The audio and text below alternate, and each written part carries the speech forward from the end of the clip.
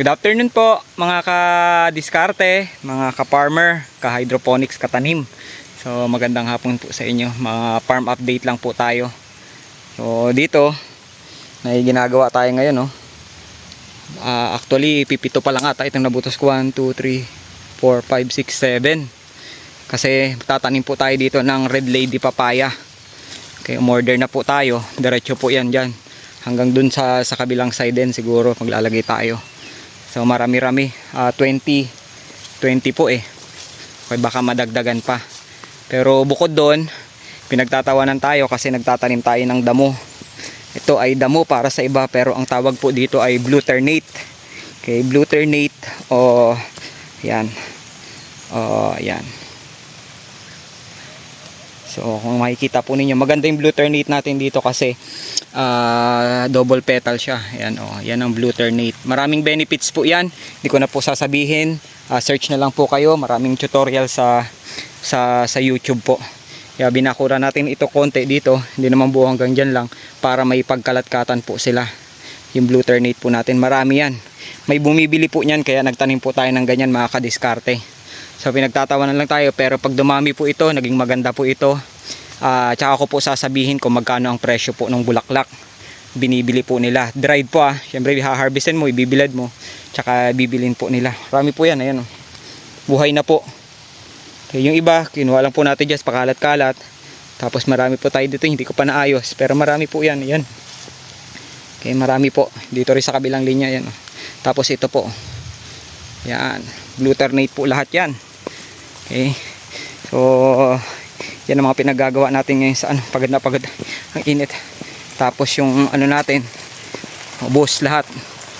So yan, mamaya mag-ano po tayo bago po ako umuwi ay magpa-plant wash po ako para sa mga punggus-punggus. Hindi naman po yun, insecticide o pesticide. Pero po yun ay pa rin po. Okay, magandang gamitin. Hindi naman po masyadong nakaka-apekto sa ng tao. Basta hindi tayo gumagamit ng insecticide at pesticide po dito sa ating greenhouse. Okay. Mga lemongrass, so dyan po, tatanim po tayo. Tapos may in-harvest din po tayo. Siguro soon will be available po sa po natin. Dyan lang, kung saan. Bebenta po tayo ito. Po ito? Ubi po ito. Okay, laki po. Ayan mga ubi. Yan po ay pangtanim na po. Okay, pangtanim na po yan mga tumutubo. Kinuha po na natin dito kasi gumawa na tayo ng ubi halaya.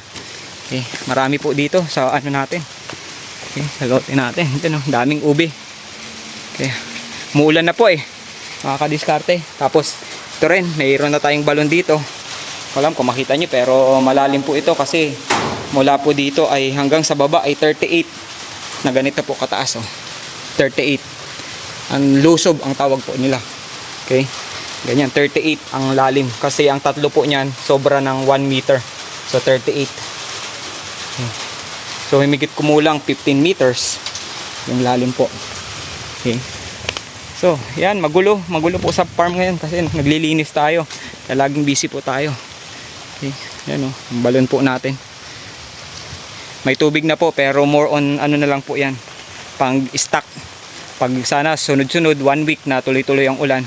So makakapagkarga po siya. Ngayon po 2, 3 timba lang po ang nakukuha natin. Pag morning yan 3, 4 po. Ngayon 1 timba lang hapon kasi nakuha na natin kanina. Pero praise God may tubig na po tayo dito. Mahalaga po kasi para sa hydroponics natin. Okay. So may mga kailangan tayo isusupply. So kontakin niyo po ako baka meron po kayo. Antabayanan niyo na lang po sa post natin. Yan ubi. Kitaan ko po kayo, maghuhukay tayo ng ubi. Ay po dito ng ubi. Kain na rin tayo ng nabit bago tayo umuwi. Hukay tayo ng ubi. Kitaan ko kayo mga diskarte. So yan, pinapaganda po natin soon yung mga blue ternate. Okay, magandang potential po. Sana makachamba tayo sa biyaya po ng Panginoon, sa grasya ng Panginoon.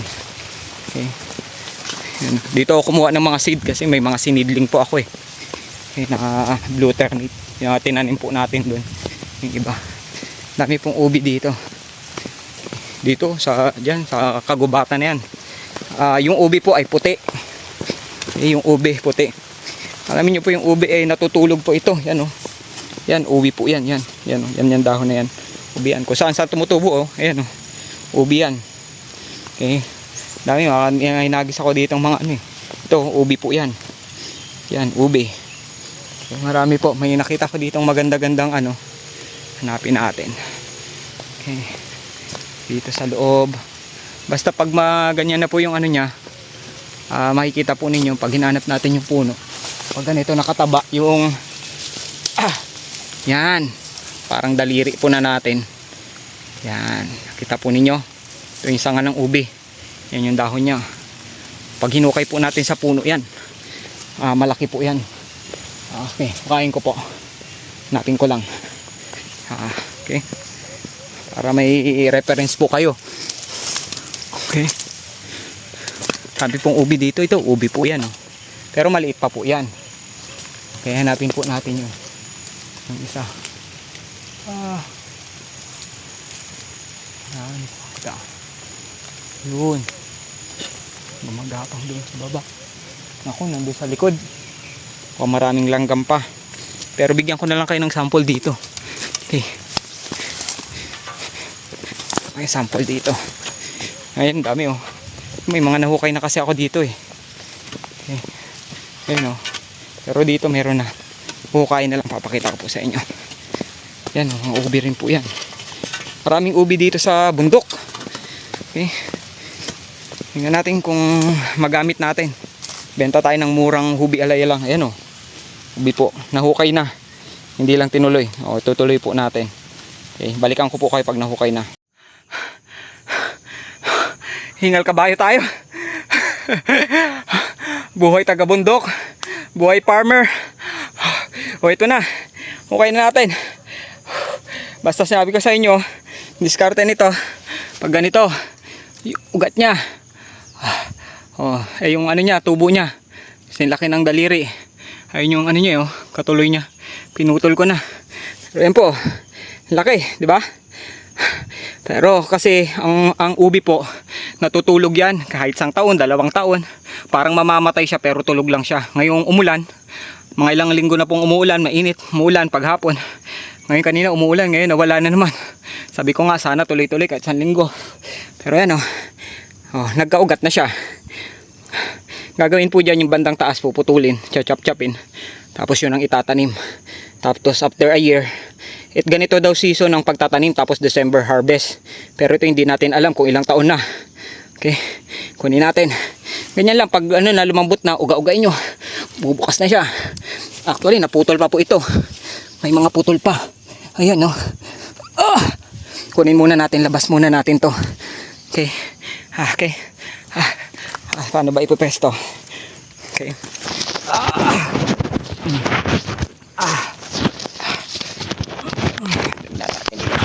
Pesto. Makadiskarte. Yan.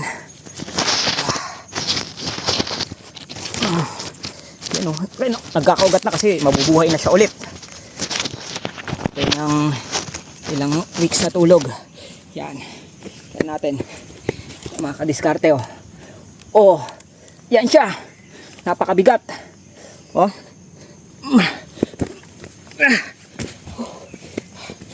Nyo kung gaano kalaki sa katawan ko. May naputol pa dyan ayun putol. Tingnan nyo, napakalaki. Hunin natin yung kaputol, makadiskarte. Yun. Marami pang kaputol, mga diskarte. Kita nyo ba yan Tingnan natin dyan. Marami pa yan. Pero hindi na natin hukayin para naman may pagkakataong mabuhay pa ulit. Tabunan lang natin saglit.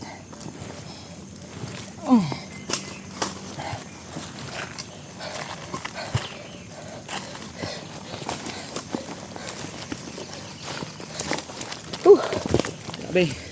Hirap ng buhay farmer. Diskarte. Walang tripod kaya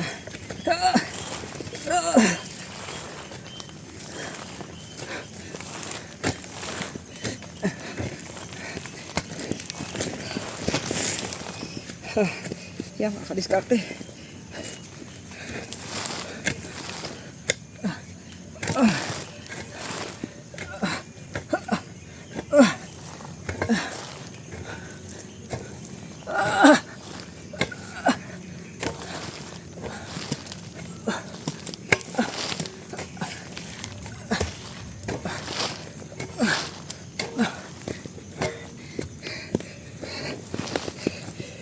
Yan may uwang kasi hindi na katulad ng dati. Yan dalawa, laki. Diba? Tapos yung kaputol niya. Hindi na ganun kadami. Yung naibalik nating lupa, laki ng siwang kasi ayun nga, ang laki. Diskarte. Yung naputol niya, dito yan kadiskarte. Kadugkong no niya. Ganyan ganyan pa yan. Sana